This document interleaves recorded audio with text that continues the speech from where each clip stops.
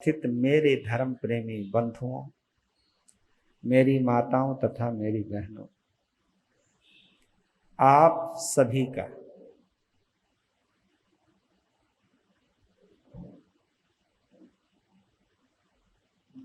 प्रातः काल की इस धर्म सभा में तथा दिव्य कथा हमारी तुम्हारी भव्यता को उसके मुकाम तक पहुंचाने वाली कथा,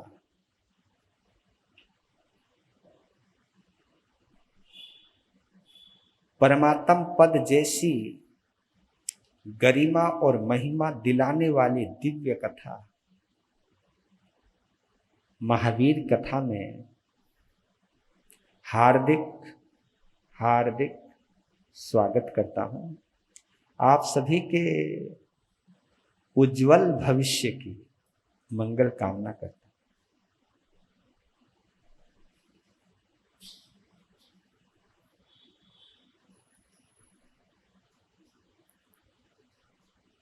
पुनः पुनः बार बार हमारे दिल में एक बात जरूर आनी चाहिए कि मैं कितना खुश नसीब हूं,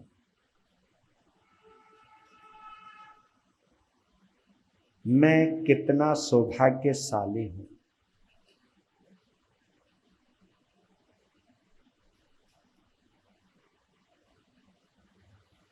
कि किसी भी पुण्योदय की वजह से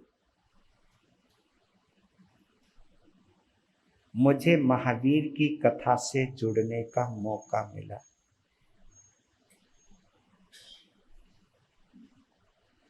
अपने परमात्मा के बारे में सुनने का शुभ अवसर मिला।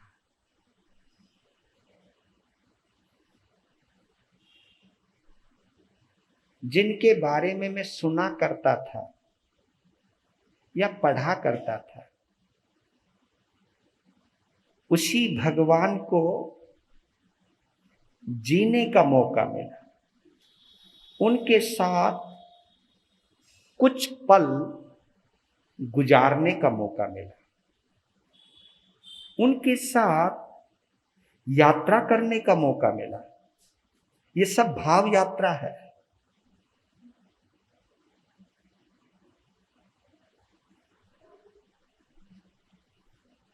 अगर हमें एक पल के लिए भी ये अनुभूति हो गई ना कि मैं प्रभु महावीर के साथ चल रहा हूं, वो मुझे दिखाई दे रहे हैं, उनकी अनंत कृपा मेरे ऊपर बरस रही है, उनकी अनंत करुणा के साथ मेरा साक्षात्कार हो रहा है,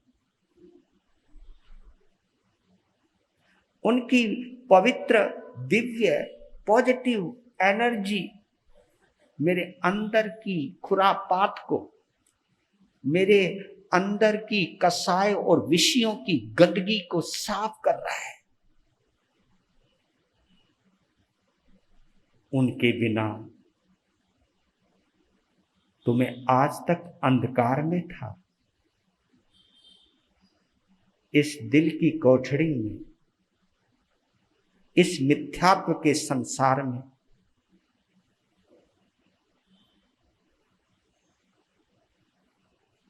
वीर नाम का जो एक दीपक जला है, इसके उजियारे में मुझे केवल परमात्मा ही नहीं बल्कि मुझे अपनी आत्मा भी नजर आने लगी है। मेरी आत्मा का उस परमात्मा के साथ कितना गहरा संबंध है, इसकी अनुभूति होने लगी है। ये भाव जितने गहराई में उतरते जाएंगे, गहराई में आते जाएंगे, सच कहता हूं, इन भावों के साथ अगर आप और हम सुनते वक्त और सुनाते वक्त आप और हम एकाकार हो गए, यानी महावीर मय हो गए। आप कल्पना भी नहीं कर सकते कि हमारी आत्मा में कितना बल संचरित हो सकता है। अनंत बल से हम जुड़ सकते हैं। बाहर ढूंढना मिथ्यात्व है और अंदर ढूंढना सम्यक्त्व है।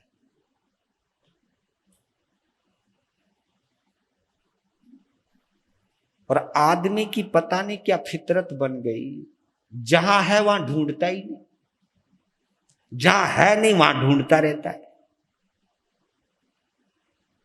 जो यहां है, रोम रोम में है, हर आत्म प्रदेश में है, उसे कहां कहां ढूंढता रहता है। इसीलिए तो आज तक मिला ही नहीं, क्योंकि जो चीज आपने जहां रखी है वहीं मिलेगी ना। भूल गए अगर आप मोहनीय कर्म की वजह से, तो गलती चीज की तो नहीं है ना, गलती तो मोहनीय कर्म की।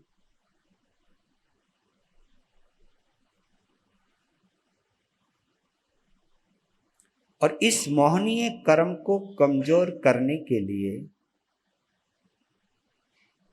आंखों पर बंधी पट्टी को उतारने के लिए ये महावीर की कथा सुन रहे हैं।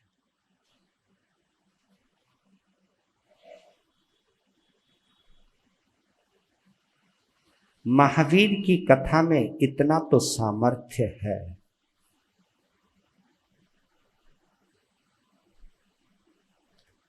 अगर दिल से सुनोगे तो मिथ्यात्व का मोतिया बिंद अपने आप उतर जाएगा।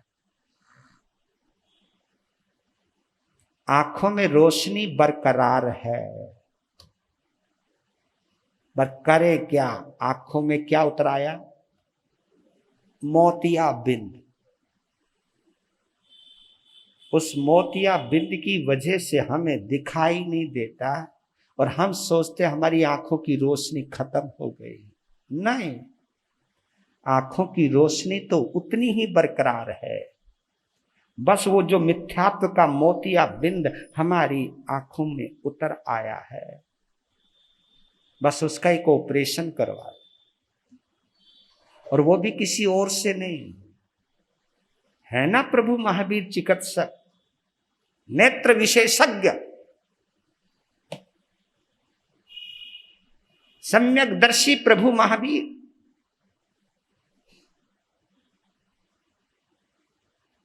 ये नेत्र विशेषज्ञ है मेरे प्रभु।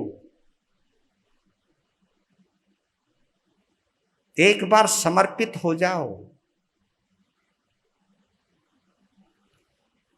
पर लेकिन प्रभु के पास इस मोतिया बिंद का ऑपरेशन कराने के लिए एक ही दृष्टि से जाना कि प्रभु मुझे दुनिया नहीं तुम्हें देखना है। तुम्हें किस तरह देखूं, किस ढंग से देखूं, बस ये मोतिया बिंद उतार दो।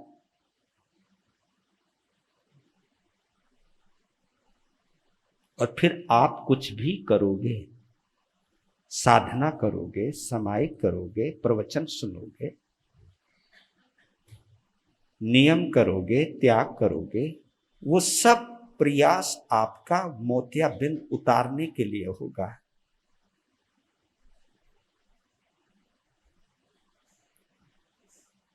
और यही बात भगवान महावीर के जीवन चरित्र से एक बात लेकर के चले हैं हम। लोग पैवानम और लोग पज्जोए गरानम, इसके ऊपर चल रही है वो चर्चा लगातार, उससे जोड़ रहे हैं हम इसको कि तीर्थंकर प्रभु महावीर दीपक भी हैं, पैवानम भी है, पज्जोए गरानम भी है। वो दीपक भी है और प्रकाश करने वाला भी है। पज्जोय ग्रानम का एक अर्थ ये भी है कि वो दीपक भी है और बुझे हुए दीपक को जलाने वाला भी है। पज्जोय ग्रानम, इस दीपक की विशेषता यही है,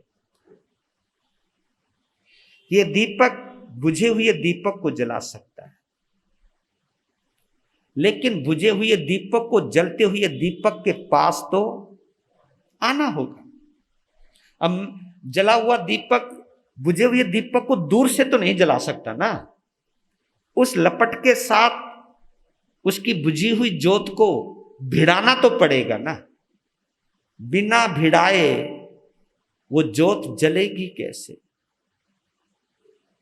महावीर का नाम ऊपर ऊपर से लेकर सम्यक्त का दीप जलेगा कैसे?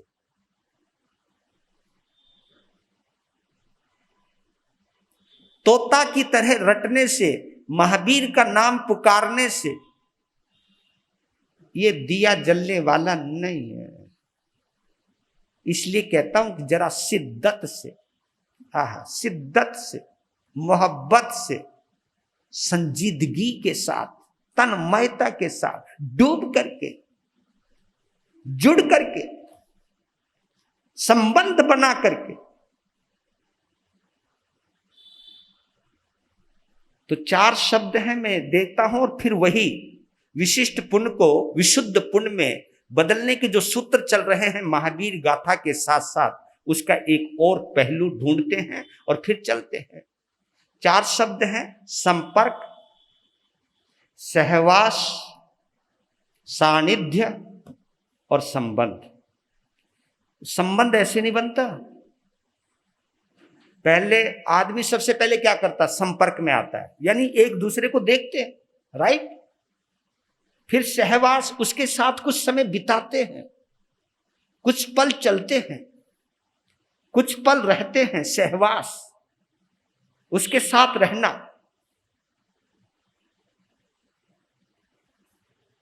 सहवास जो है वो थोड़ी देर का हो सकता है, इसलिए मेरे युवा मंडल, युवक संघ जो संतों का विहार करवाता है, ये बहुत बड़ा सहवास है, साथ साथ चलना। इसलिए मैं कहता हूं किसी संत के पास बैठकर 2 घंटे बातें करने की बजाय 2 कदम साथ चलना सीखो।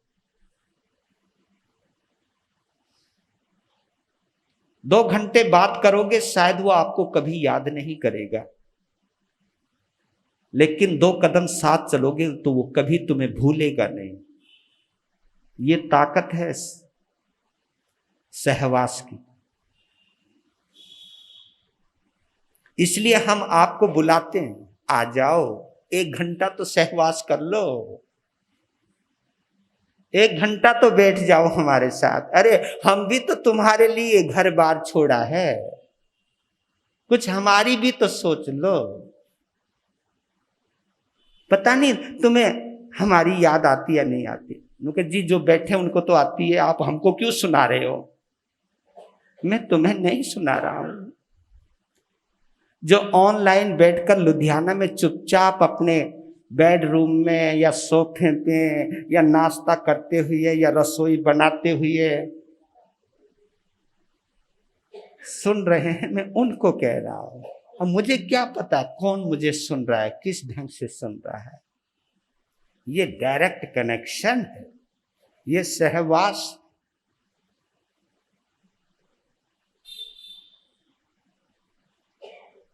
इस सहवास को सन्निधि में बदल जाना, यानी उसमें डूब जाना।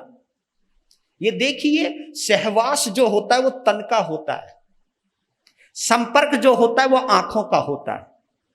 संपर्क आंखों से होता है, सहवास तन से होता है, सानिध्य मन से होता है।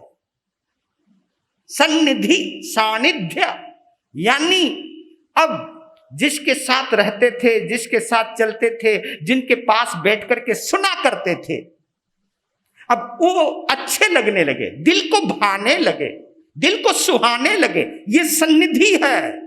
और ये सन्निधि जितनी गहरी बनती है, फिर जाकर के संबंध स्थापित होता है। मैं आपको अपने से संबंध बनाने की नहीं कह रहा हूं, क्योंकि हम लोग तो 5 महीने रहेंगे, चले जाएंगे। मैं तो केवल इस चतुर्मास के माध्यम से, यानी चतुर्मास के माध्यम से आपका संबंध महावीर से जोड़ना चाहता हूं। सच कहता हूं, महावीर से जुड़ जाओगे ना, तुम्हें कोई संत घटियाई नजर नहीं आएगा। तुम संत को फिर क्रिया के आधार पर नहीं देखोगे, फिर संत को आत्मा के आधार पर देखोगे। कितना फर्क हो जाता है किसी को क्रिया के आधार पर देखना और किसी को आत्मा के आधार पर देखना। ये फर्क, ये संप्रदाय जितने भी बनते हैं ना, ये क्रियाओं के आधार पर बनते हैं, आत्मा के आधार पर नहीं बनते। और हम लोग भी आप लोगों को क्रिया से जोड़ देते हैं, आत्मा से नहीं जोड़ते।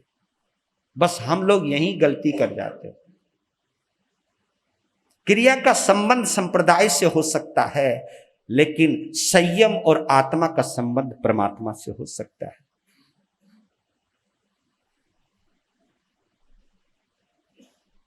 आत्मा से संबंध जुड़ेगा तो जीवन बदल जाएगा।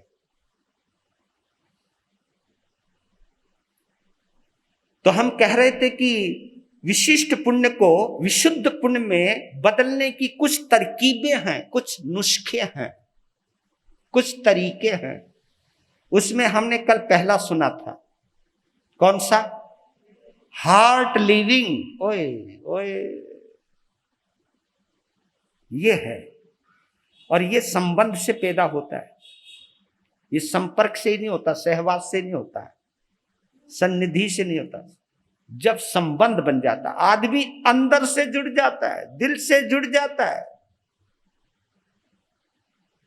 और दिल से जुड़ते ही, कमाल की बात है, दिल से जुड़ते ही आदमी की खूबियां नजर आने लगती। मैत्री भाव से जुड़ते ही आपके अंदर किसी में दोष नजर नहीं आएंगे, बल्कि आपको गुण नजर आने लगेंगे। इसलिए आपको बोल रहा हूं कि मैत्री से जुड़ोगे तो बंदे में छुपी हुई खूबियां भी नजर आएंगी, और मोहनीय कर्म और खोपड़ी से जुड़ोगे तो बंदे के अंदर जो कमियां हैं वो नजर आएंगी। और कमियां नजर आएगी तो आपके अंदर भी वो कमियां आने लगेगी, यानी बुराई करने लगोगे, बुराई से जुड़ने लगोगे, बुराई से संपर्क में आओगे, बुराई के साथ सहवास रखोगे, बुराई के साथ सन्निधि करोगे, बुराई से ही संबंध बनाओगे। और बुराई से संबंध अगर बन गया, फिर परमात्मा से संबंध टूट जाएगा।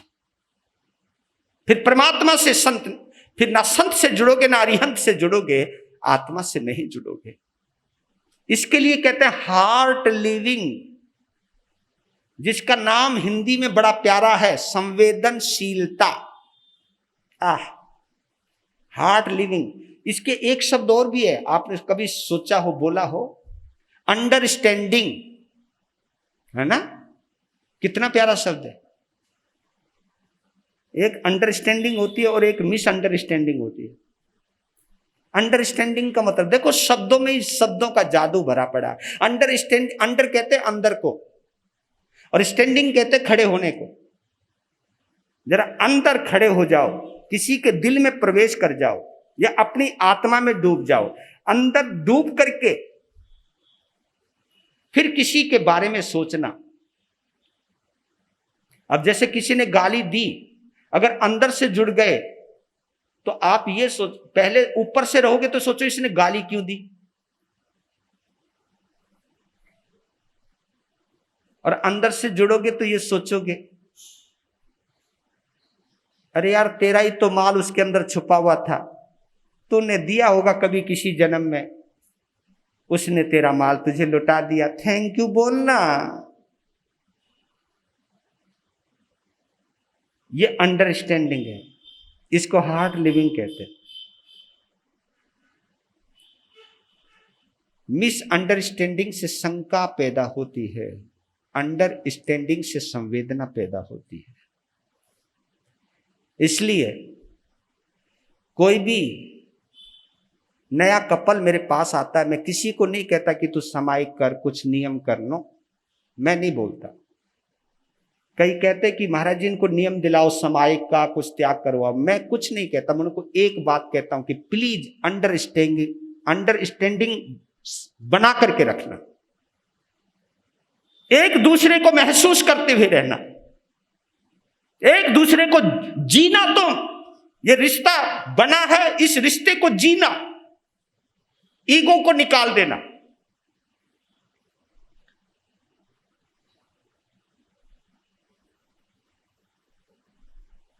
बहू रानी को कहता कि जिस पति को तेरे सास ससुर ने जन्म दिया है, जिसके साथ तेरा संयोग जुड़ा है, तो इसके माता पिता का उपकार मानना कि तेरे जीवन साथी को इन्होंने ही पैदा किया है।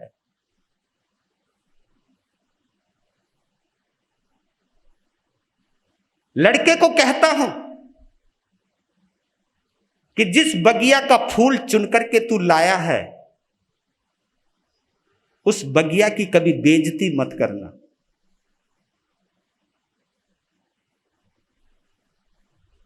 मैं सास और ससुर को भी कहता हूं कि अपनी बहू को उसके पीहर के ताने मत मारना,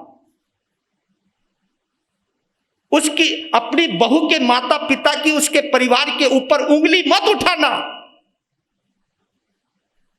यह मत कहना कि पता नहीं किस निर्भाग घर की आ गई। अरे बोलिया, तुम्हारे लिए ही उसने जन्म लिया है।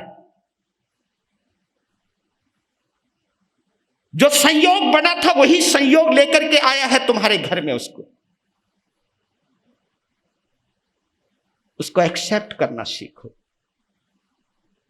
ताने मारोगे तो तुम्हारा ही घर जलेगा और किसी का कुछ नहीं बिगड़ेगा। तो ये जो अंडरस्टैंडिंग बनती है, ये अंडरस्टैंडिंग तभी बनती है जब हम किसी को महसूस करते हैं। इसलिए मैं तो साफ कहता हूं, सामायिक बाद में कर लेना, पहले आपस में जुड़ के तो रह लो, आपस में अंडरस्टैंडिंग तो बैठा लो, पहले हार्ट लिविंग तो कर लो, साथ रहना तो सीख लो, किसी की संवेदनाओं को महसूस करना तो सीख लो।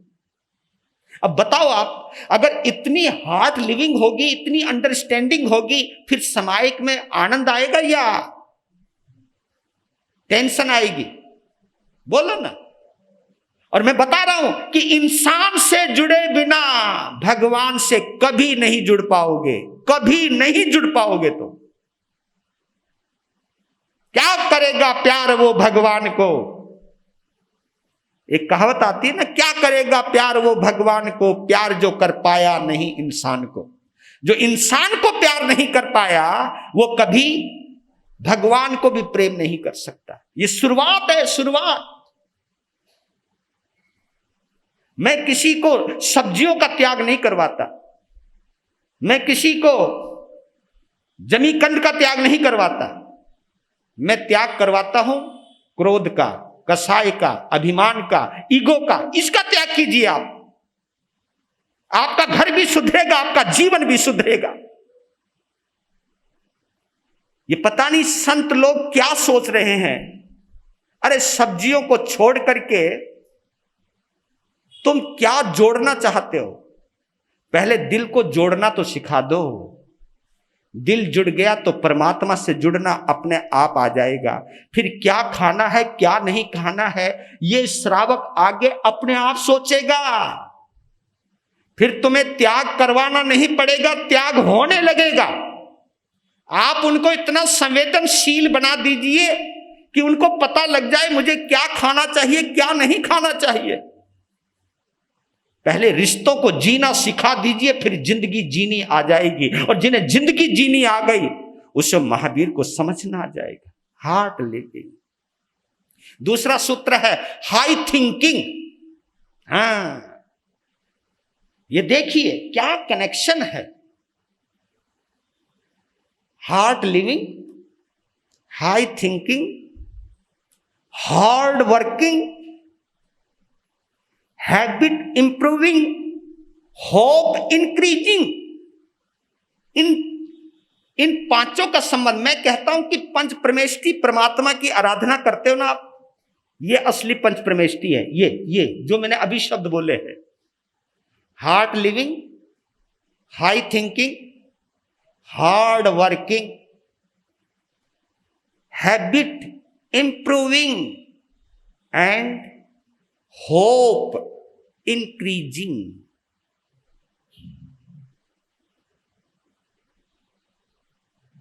अब इसको समझ लेते, हाई थिंकिंग, इसको कहते विचारशीलता। क्या बोलते? विचारशीलता। बड़ा प्यारा शब्द है ये। हाई थिंकिंग का मतलब है विचारशीलता, यानी आपके विचारों में शीतलता रहे। हाँ, लोग सोचते विचारशील वो है जिसके अंदर विचार पैदा होते रहते। नहीं नहीं नहीं, हाई थिंकिंग का मतलब ये नहीं कि अच्छी अच्छी प्लानिंग बनाना, ऊंची ऊंची बातें करना। एक शब्द आया है, सिंपल लिविंग, हाई थिंकिंग।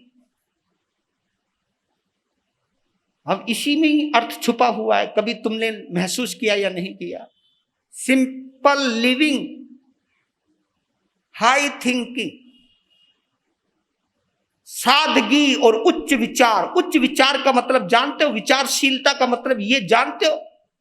विचारशीलता का मतलब जिसके विचारों में शीतलता है, ठंडक। और विचारों में ठंडक तभी आएगी जब प्रेम होगा, जब मैत्री भाव होगा। क्योंकि भेदभाव में कभी विचारशीलता, हाई थिंकिंग, बोलो, जो आदमी भेदभाव करता है उसकी सोच ऊंची हो सकती है क्या?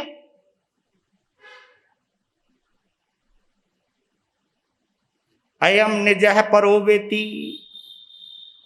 देखो, संस्कृत का एक श्लोक याद आ गया। अयम निजम परो वेति गणना लघु चेत साम उदार चरिता नाम वसुधैव कुटुंबकम। अयम निजम परो वेति गणना लघु चेत साम। हाँ, ये मेरा है, ये तेरा है। भाई इतनी में हो गई बात, इसी में बन गई बात। ये मेरा है, अयम निजम।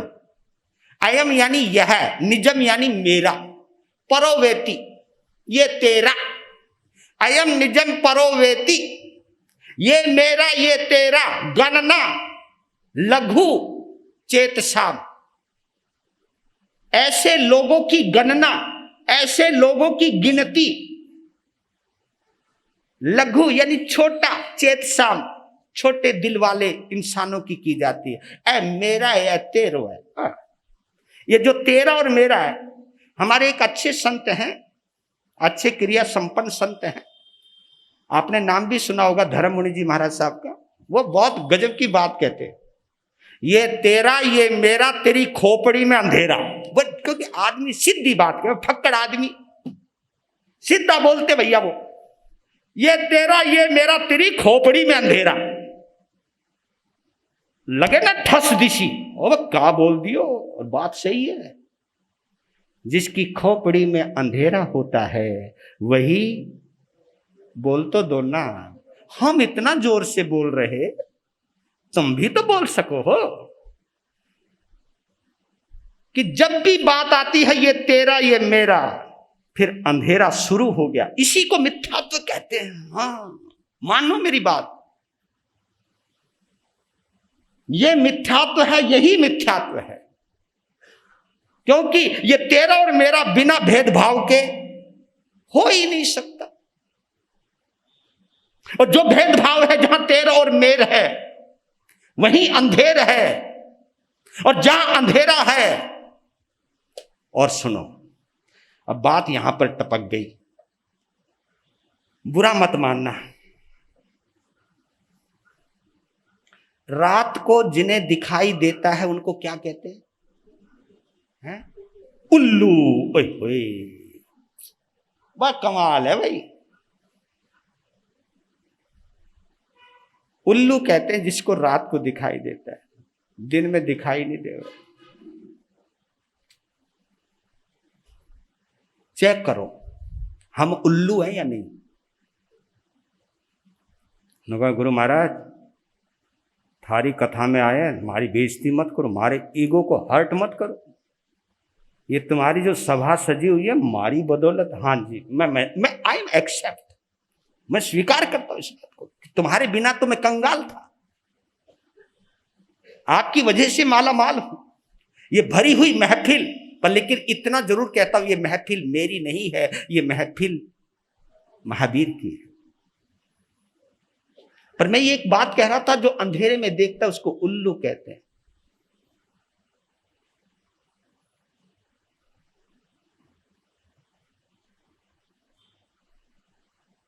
सुख जो है वो प्रकाश का प्रतीक है। सुख जो है वो प्रकाश का प्रतीक है। दुख जो है वो अंधकार का प्रतीक है। अब हम तुमसे एक बात पूछे, तुम्हें भगवान कब नजर आवे या भगवान की याद कब आवे? बोलो ना। दुख में राइट,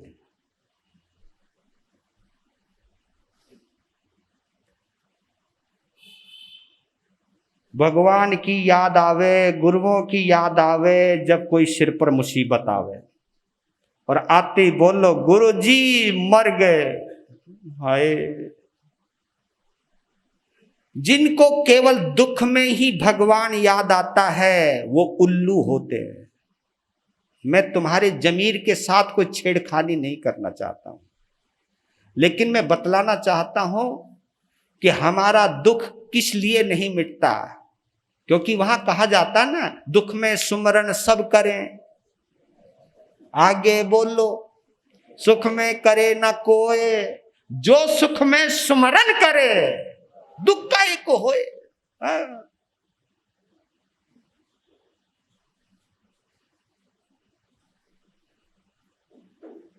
सुख में तुम्हें भगवान की याद नहीं आती, सुख में तुम्हें गुरुओं की याद नहीं आती, और दुख में अगर जिनको भगवान की याद आती है, समाइक करना याद आता है। और कुछ हम संत लोग भी ऐसे हैं जो ये कह देते कोई मुसीबत में आवे, गुरु महाराज क्या करूं, समाइक कर ले। और मैं बोलता हूं भैया तूने खतरे में समाइक को भी डाल दिया, क्योंकि आदमी बेसब्रा है। वो ये पूछता है जी कितनी करूं, अब उसे ये भी बताओ इतनी कर। बाई चांस उसने उतनी कर भी ली, फिर भी तकलीफ दूर नहीं हुई, फिर आवे। महाराज ने पूछा क्या हुआ, कुछ नहीं हुआ। और बढ़ाऊं के, अब टोन बदल गई बंदे की। भैया तो भाई पेशेंट का यानी गरीब का रोग निदान कर लो। भाई ये दवाई कितने देर काम करेगी, कितने दिनों में करेगी, या तो मेरे पास इतना ज्ञान हो कि मैं ये जानता हूं कि इसके बाद इतने दिन के बाद इसका कष्ट मिट जाएगा। ये काहे को बोला भाई? मैं कहूं कि दुख में ही तुम क्यों जुड़ते हो संतों से? जब सुख होता है तो क्यों नहीं याद आती हमारी? परेशानी में ही याद आती है आपको। तो परेशानी में भगवान को याद करना मिथ्यात्व है, सम्यक तो नहीं है।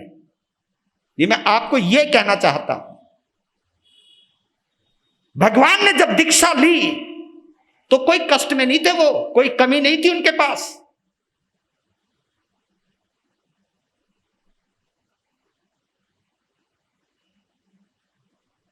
सुख में देखना। और एक चीज और कहना चाहता हूं साथ में, क्योंकि समय हो रहा है। आप दुखी को देखकर उसका दुख मिटाते हो या दुख बढ़ाते हो? सच बोलना, जल्दी बोलो। किसी दुखी को देखकर उसका दुख मिटाते हो या उसका दुख बढ़ाते हो? ले जी, क्योंकि महाराज पता नहीं था हम कहां से कहां पूछते रहते हो। नहीं, गलत नहीं। आपका लड़का फेल हो गया, वो आपके सामने आ गया, अब क्या करोगे तुम? शर्म नहीं आती? मेरी बेइज्जती करवा दी, तेरे पीछे इतना पैसा खर्च किया, मेरा मन करता है कि तेरी शक्ल ना देखूं। पहले वो बेचारा दुखी है, वो कौन सा फेल होके सुखी है, वो तो वैसे ही दुखी है, और तुमने ऊपर से। अब मैं तुम्हारी क्लास ले लूं थोड़ी सी, तुम्हारी बहू से कुछ नुकसान हो जा, कोई चीज टूट जा, कोई चीज छूट जा, कोई चीज खो जा, तुम बोलो, के बोलो, तुम दिखाई नहीं देती, तेरी आंख फूट गई। नहीं, ऐसे ऐसे शब्द आते हैं, बड़ा पूछो मत। तेरे माँ बाप ने चीजें संभालना नहीं सिखाया है, पता नहीं कौन से घर की आ गई। अरे भाई, बोल के करोगे क्या? अगर आप दुख में और दुख बढ़ा रहे हो, इससे दुख कोई खत्म तो नहीं हुआ, बल्कि दुख दुगना हुआ। और महावीर से जुड़ा हुआ व्यक्ति दुख खत्म करना जानता है, दुख बढ़ाना नहीं जानता। उसका निदान सोचिए, उसका क्या हो सकता है अच्छा वो सोचिए, जो हो चुका उसे। अब जैसे गिलास टूट गया, गिलास टूटने के बाद तुम्हारे गुस्सा होने से वो गिलास तो जुड़ेगा नहीं। अब जैसे गिलास टूटा कांच का, अरे गिलास तो और भी आ जाएगा, और तुमने कहते तेरी आंख फूट रही, तुझे चलना नहीं आता, तुझे देख के चलना नहीं आता, शर्म नहीं आती, दिन में भी आंख बंद करके चले हैं, ऐसा बोल करके करोगे क्या? तुम ये भी तो सोच सकते हो कि टूटा हुआ गिलास वापिस तो नहीं आ सकता, लेकिन गिलास के साथ साथ चलो एक काम मैं ये करती हूं कि मैं किसी का दिल नहीं तोड़ूंगी, किसी का दिल नहीं दुखाऊंगी। आप ये भी तो कह सकते, बेटा तुझे चोट तो नहीं लगी, देखो तो सही ना, बेटा तुझे कोई कष्ट तो नहीं हुआ, तेरे हाय, अरे गिलास जाए भाड़ में, ऐसे गिलास तो तेरे ऊपर कुर्बान कर दे, हाय आप ऐसा करके तो देखो, आपके घर में आज भी स्वर्ग आ जाएगा।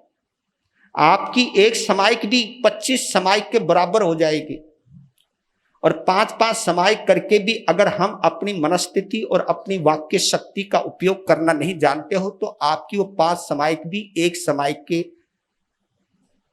भी तुलना नहीं हो सकती। तो ये देखिए हाई थिंकिंग। अब आता हूं इधर कि विचारों के अंदर उच्चता लाइए, विचारशीलता, हाई थिंकिंग।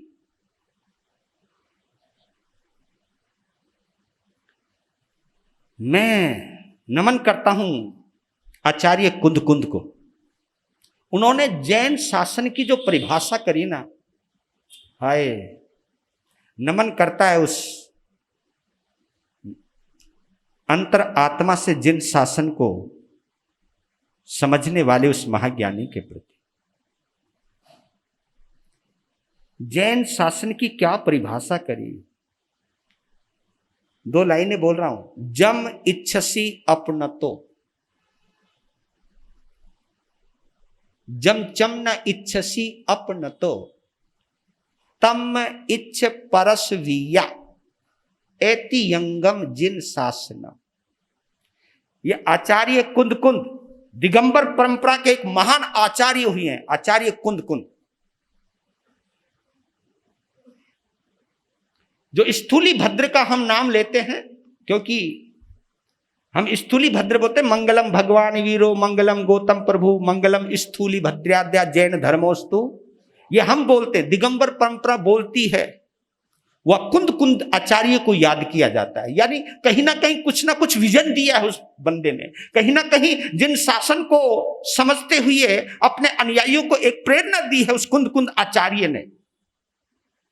तो नमन करता हूं मैं उस कुंद आचार्य को कि उन्होंने ये कहा कि जम इच्छा से जिन शासन की जो परिभाषा करी, ये जैन संतों को समझ में आ जाए और जैन श्रावकों को समझ में आ जाए। आज भी वर्तमान में वर्धमान जिंदा हो सकता है, आज भी हमारे बीच में महावीर जिंदा हो सकता है, रह सकता है, लेकिन इस फीलिंग को जानिए, इस फीलिंग को समझिए। जम इच्छसी अपनतो, जो तुम अपने लिए चाहते हो, जम इच्छसी जो भी इच्छा करते हो, अपनतो यानी अपने लिए, जब इच्छसी अपनतो, जो तुम अपने लिए चाहते हो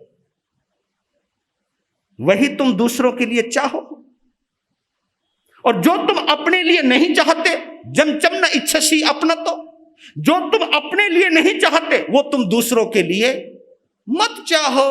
एति यंगम जिन शासनम, यही जिन शासन है।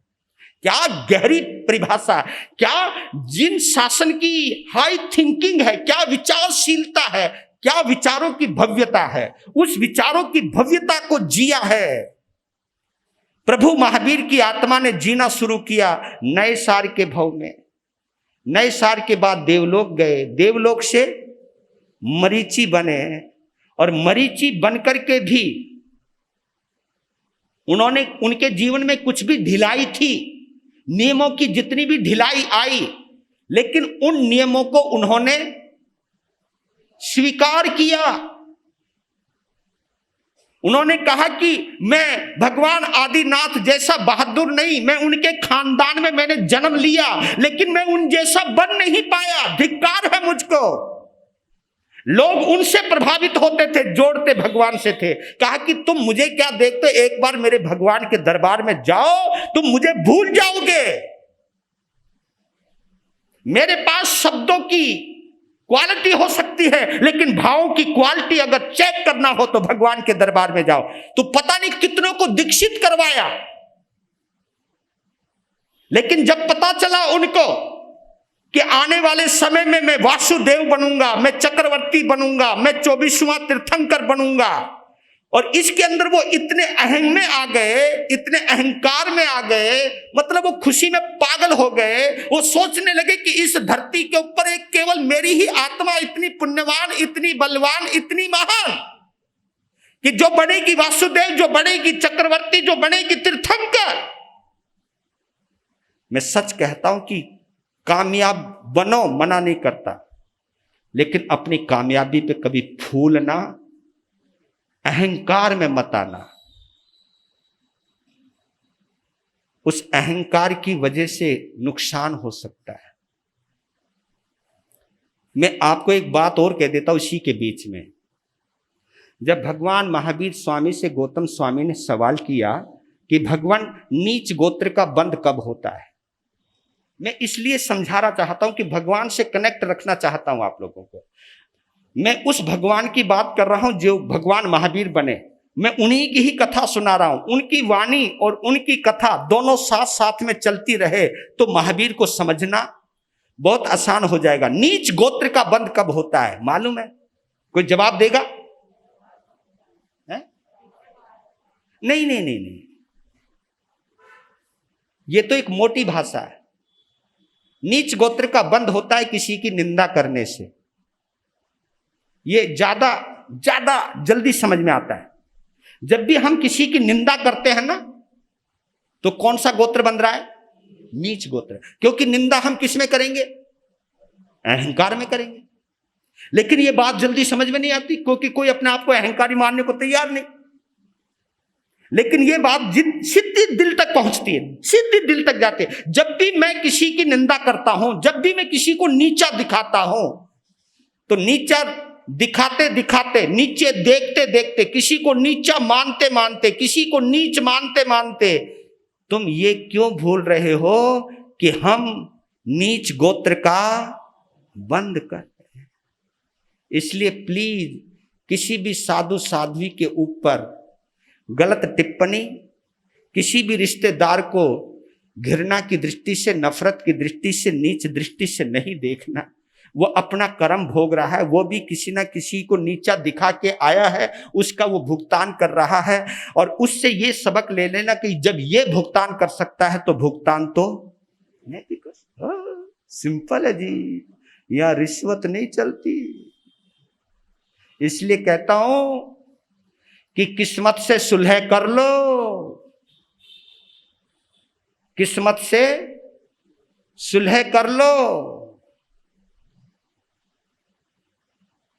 क्योंकि ये किसी भी रिश्वत में नहीं बिकती। ये किस्मत किसी की रिश्वत से नहीं बिकेगी। किस्मत से जो है उसे स्वीकार करना सीखो।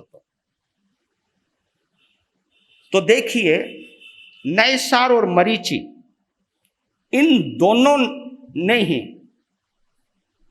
मनुष्य भव में, अगर हम मरीचि को नैसार के जीवन को देखें तो इन दोनों के जीवन में दो चीजें कम नजर आती है। कौन कौन सी? एक तो कपट और एक असत्य। असत्य यानी झूठ। ऐसे ऐसे कोई सम्यक का बोध मिला होगा नैसार को। नैसार और मरीचि के जीवन, ठीक है उनकी क्रिया ढीली हो गई, मैं मानता हूं, और ये तो वहां पे आगम भी बोल रहा है, क्रिया ढीली हो गई, ये भी सही है।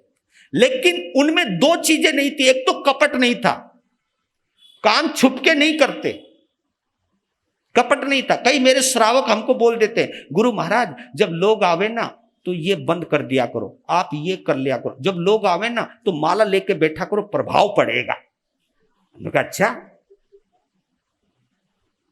कई साधु संत हमको बोल देते हैं कि जी लोगों के जाने के बाद पंखा चलवा लिया करो, जब लोग आए तो पंखा बंद रखो। मैं बोला क्यों? प्रभाव पड़ता है ना। और मैं बोला वो बेचारा वो भी पसीने में मर रहा हो, उसकी तकलीफ भी तो नजर आनी चाहिए। वो जाति में चलाऊं, वो आवे तो बंद करूं। तो बताओ, कभी कभी तो क्या लोग कहते हैं कि गुप्ती समिति का ध्यान रखा करो गुरु महाराज। अरे भैया, गुप्ती और समिति जो है वो कपट वाली नहीं होती, ये अंदर की विवेक की होती है, ये अंदर से होती है। इसलिए कहता हूं कि कपट नहीं था, असत्य नहीं था, और ये दो चीजें हमारे जीवन से निकल जाए तो धीरे धीरे पहुंचेंगे हम परमात्मा होने की तरफ, धीरे धीरे पहुंचेंगे नैसार की आत्मा वर्धमान बनने के लिए, महावीर की तरफ बनने के लिए। जहां भी कुछ है, जो भी कुछ है वो प्रकट होना चाहिए, छुपाना नहीं। छुपाने से चीज बढ़ती चली जाती है और उल्टा होता है, जो छुपाना चाहिए उसे छुपाते नहीं, है ना। आदमी को धर्म छुपाना चाहिए, उसे जल्दी बोलो धर्म दिखाता है, और आदमी को पाप दिखाना चाहिए, उसे छुपाता है। तो उल्टा हुआ, जो दिखता है वो घटता है और जो छुपा रहता है, बोलो बोलो, वो बढ़ता है। तो हमारे जीवन में क्या घट गया, क्या बढ़ गया? धर्म घट गया क्योंकि दिखाते हैं, पाप बढ़ गया क्योंकि छुपाते हैं। तो उन्होंने यात्रा शुरू करी, मरीचि मर के देवलोक में गए, देवलोक से फिर वो आए ब्राह्मण कुल में, और उम्र के तीसरे पड़ाव में वो परिव्राजक दीक्षा ली। मतलब उन्होंने, वो बने यही है, या तो ब्राह्मण बने हैं और ब्राह्मण बनकर के गृहस्थ धर्म में भी रहे हैं, लेकिन गृहस्थ धर्म का एंड जो उन्होंने किया है, घर छोड़ करके किया है उन्होंने, घर में बंधे हुए नहीं रहे। और इसलिए मैं तो तुम लोगों को कहता हूं, इतनी बड़ी बड़ी उम्र हो जाती है, अबे रिटायरमेंट भी ले लिया करो कभी कभी, है ना। सरकार ने भी रिटायरमेंट की उम्र घोषित कर रखी है, लेकिन तुमने तो कोई रिटायरमेंट की उम्र घोषित नहीं की, क्योंकि भाई इस उम्र के बाद मैं फैक्ट्री नहीं जाऊंगा, मैं वो नहीं करूंगा, मैं इस उम्र के बाद मैं अपनी बहू को ताना नहीं मारूंगी, या मैं अपना हक ज्यादा नहीं जमाऊंगा, जिस ढंग से रहेंगे, मैं किसी के बीच में दखलंदाजी नहीं करूंगा, मैं टोका टाकी नहीं करूंगा। करके तो देखो इज्जत बढ़ेगी, टोका टाकी करने से इज्जत कम होवे जी। हमारी बात समझ लो जी, इज्जत बढ़ाना चाहते हो तो इज्जत देना सीखो, और इज्जत देने का मतलब है टोका टाकी बंद, रोका राकी बंद, अपने आप को संभालो, अपनी मस्ती में रहो, जो वो करे उन्हें करने दो। और मैं सच कहता हूं, ये दखलंदाजी अगर बंद हो गई ना आपकी, आप आत्मा के करीब आ जाओगे। आत्मा के, मैं घर में रहो मना नहीं करता हूं, लेकिन घर में भी इस ढंग से रह सकते हो कि घर में रहते हुए भी घर में ना रहो, ऐसी चेतना बना लीजिए। और यही चीज भगवान महावीर की आत्मा करे, क्योंकि मैं ये सोच रहा हूं कि कमाल है, भगवान महावीर इतनी गतियों तक भाई दो ही चीज बने, या तो वो मनुष्य बने या वो देव बने। मतलब इतना पुण्य किया कि वो दोबारा मनुष्य बन रहे हैं। मनुष्यता से कभी नहीं गिरे, वो कभी भी नहीं गिरे मनुष्यता से, वो इसलिए वो मनुष्य बनते रहे। और मनुष्य रहते हुए इतना पुण्य किया कि वो देवलोक में जाते रहे। अपने देवलोक का पुण्य खत्म करके फिर मनुष्य बने, फिर मनुष्य भोग की प्राप्ति करके फिर इतनी कमाई करी, फिर वो देवलोक में गए। और उनके देवलोक बढ़ते जा रहे हैं, पहले देवलोक में, दूसरे देवलोक में, तीसरे देवलोक में, चौथे देवलोक में, पांचवें देवलोक में, यानी हर गति, हर बार उनका देवलोक बढ़ता ही जा रहा है। और देवलोक अगर बढ़ रहा है तो देवलोक ऐसे नहीं बढ़ रहा है। मैं सच कहता हूं, जब मैं देवलोक की परिभाषा पढ़ता हूं ना, मैं सोचता हूं कि देव गति हमें कितने उच्च भाव के बाद मिलती है, उसको चेक करता हूं तो बताऊं आपको, मुझे नहीं लगता कि मैं भी देव बनूंगा। हां, देव बनने के लिए साधना के साथ साथ भावना में तालमेल होनी चाहिए। हम कभी कभी साधना तो करते हैं देवलोक की, लेकिन राइट, भावना के मामले में हम गिर जाते हैं, संतुलन ही नहीं रहा। और जबकि ये मालूम है बाहर की साधना स्वर्ग के काम नहीं आती, साधना के साथ भावना का मेल बैठाइए। ये दोनों, क्योंकि दो पहिए की गाड़ी है भैया, सफर करना तो कम से कम दो पहिए तो चाहिए, और सफर करना तो दो पांव तो चाहिए ना। एक पंख से पक्षी उड़ सकता है और ना एक पांव से बंदा चल सकता है। अगर चलना है तो दो टांगे तो चाहिए, अगर उड़ना है तो दो पंख तो चाहिए। ज्ञान और क्रिया, इसको कहते हैं पढ़मम नानम तयोदया, ज्ञान और क्रिया का संयोग होना चाहिए, साधना और भावना का योग होना चाहिए। और ये आप ये देखिए, भावना भी बढ़ती गई और वो यात्रा चलती रही। इस प्रकार उन्होंने 15 भव पूरे किए। 16वें भव की एक कहानी बड़ी जबरदस्त है, उसको कल शुरू करूंगा। और वो कहानी सुनने लायक है, जीवन में कुछ ना कुछ होगा।